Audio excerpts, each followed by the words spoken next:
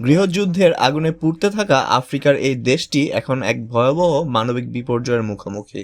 দারফুরের গুরুত্বপূর্ণ শহর আল ফাশির পরিণত হয়েছে হত্যা, ধর্ষণ আর লুটপাটের শহরে। 18 মাস ধরে অবরোধ থাকার পর অবশেষে দারফুরের এই গুরুত্বপূর্ণ শহরটির নিয়ন্ত্রণ নিয়েছে আধাসামরিক বাহিনী র্যাপিড সাপোর্ট ফোর্সেস বা RSF।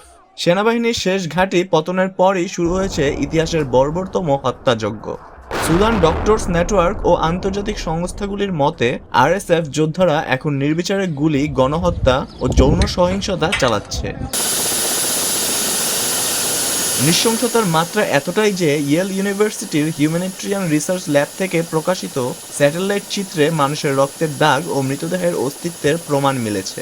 অভিযোগ উঠেছে জাতিগত নিধনের মতো অপরাধের, এমনকি হাসপাতালের ভেতরে রোগী ও কর্মীদের গুলি করে হত্যা করা হয়েছে। এই সহিংসতা থেকে বাঁচতে 60,000-এরও বেশি মানুষ শহর ছেড়ে পালাতে বাধ্য হয়েছে।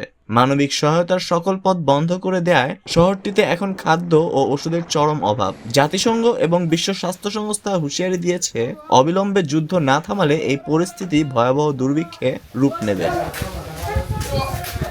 আল ফাশিরের এই বর্বরতার তীব্র নিন্দা জানিয়েছে জাতিসংঘ, অ্যামনেস্টি ইন্টারন্যাশনাল এবং একাধিক আরব দেশ। আন্তর্জাতিক মহল যুদ্ধবিরতি ও মানবিক করিডোর খোলার দাবি জানালেও সহিংসতা বন্ধে এখনো কার্যকর কোনো পদক্ষেপ চোখে পড়েনি।